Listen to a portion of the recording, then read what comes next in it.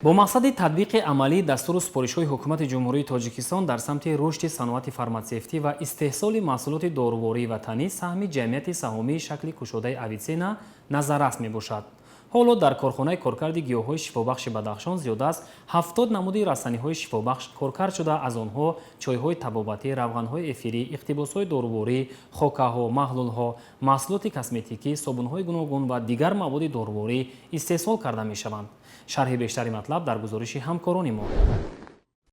вилояти мухтори кӯҳистони Бадахшон дорои захираҳои бои гиёҳҳои шифобахш буда, дар ин минтақа ҳазорҳо намуди растаниҳои дороворӣ ва табобатӣ нашъу намо мекунанд. бо дар назардошти ин имкониятҳои нодири табиӣ, рушди соҳаи коркарди гиёҳҳои шифобахш яке аз самтҳои афзалиятноки иқтисодии вилоят ба ҳисоб меравад. маҳз ба ҳамин мақсад соли 2024 дар доираи фаъолияти ҷамъияти саҳомии шакли кушоди Авиценна корхонаи коркарди гиёҳҳои шифобахши Бадахшон таъсис дода шуда, мавриди истифода қарор гирифт. ҳайни ол дар ин корхона зиёда аз 70 намуди растаниҳои шифобахш коркард мешаванд. таъсиси корхона барои татбиқи сиёсати давлатӣ дар самти рушди дорусозии ватанӣ мусоидат намуда, барои коркарди амиқи ашёи хоми маҳаллӣ заминаи мусоид фароҳам овардааст. ҳадафи асосии корхона муттаҳид сохтани илм, истеҳсолот ва технологияҳои муосир ҷиҳати истеҳсоли маҳсулоти рақобатпазир мебошад. мутахассисон дар ин ҷода хусусиятҳои шифобахшии гиёҳҳоро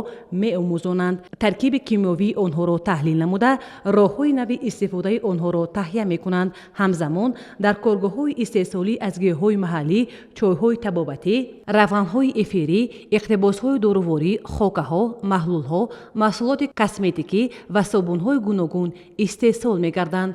коркарди гиёҳҳои шифобахш намунаи равшани истифодаи самараноки захираҳои табиӣ, татбиқи дастовардҳои илмӣ ва рушди истеҳсолоти ватанӣ мебошад. ин иқдом на танҳо барои рушди иқтисодиёт, балки барои беҳтар намудани сатҳи зиндагии аҳолӣ, таъсиси ҷойҳои нави корӣ ва муаррифии маҳсулоти ватанӣ дар бозорҳои дохиливу хориҷӣ аҳамияти калон дорад. айни замон дар корхонаи ҷамъияти саҳомии шакли кушоди Авиценна 18 нафар корманд фаъолият менамоянд, ки дар ҷамъоварӣ ва коркари гиёҳҳои шифобахш саҳми арзанда доранд. ба гуфтаи масъулини корхона, агар солҳои қаблӣ ҳамагӣ 6-7 намуди маҳсулоти доруворӣ истеҳсол мешуд, имрӯз шумораи онҳо ба зиёда аз 70 намуд расидааст.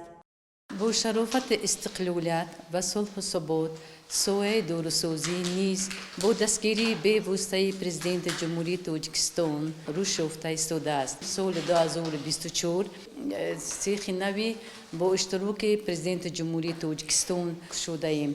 дар сех умуман 18 нафар коркунун кор ва фаъолият мекунанд.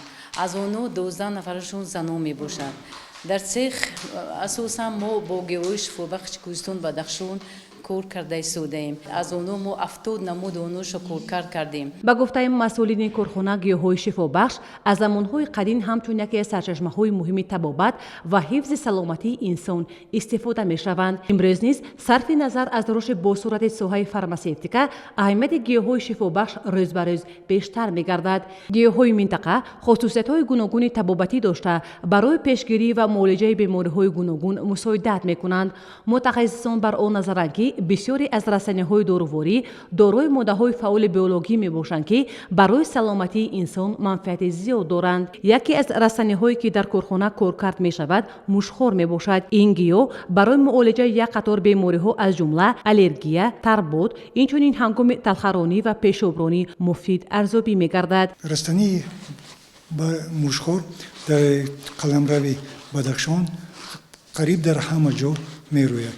лекин дар тибби қадим барги мушхора истифода мебурданд, решаи мушхора истифода мебурданд, тухми мушхора истифода мебурданд, ки ин барои бисёр касалиҳо фоидаовар аст.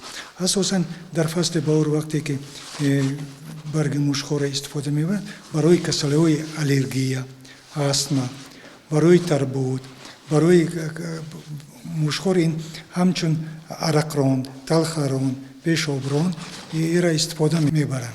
инчунин барги мушхоро барои касалии тарбуд, яъне барои артрит ира истифода мебаранд. барги мушхора мегиранд, дар оби гарм тар мекунанд, дар оби гарм, баъд чапана ин тараф зону ба ё миён ба мебанданд шаб.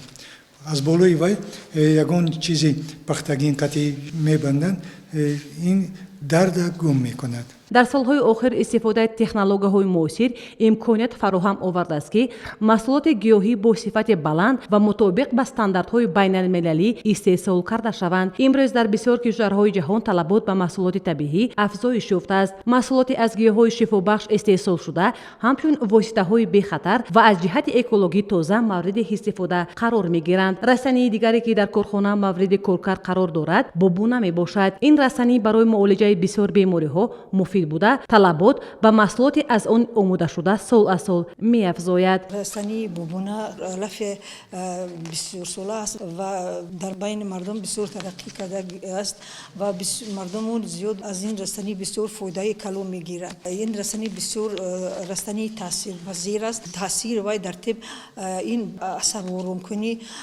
ва бисёр хосиятҳои дигар табобатӣ дорад. гиёҳҳои шифобахш сарвати бебаҳои табиат буда истифода ва коркари дурусти онҳо метавонад ба рушди соҳаи тандурустӣ, иқтисодиёт ва ҳифзи муҳити зист мусоидат намояд. бо истифода аз технологияҳои нав ва таҷрибаи пешрафта метавон аз ин неъмати табиат самаранок истифода бурда маҳсулоти босифат ва рақобатпазир истеҳсол намуд. бояд гуфт ки маҳсулоти истеҳсол намудаи ин корхона имрӯз на танҳо дар бозори дохилӣ балки берун аз кишвар низ харидорони худро пайдо намудааст.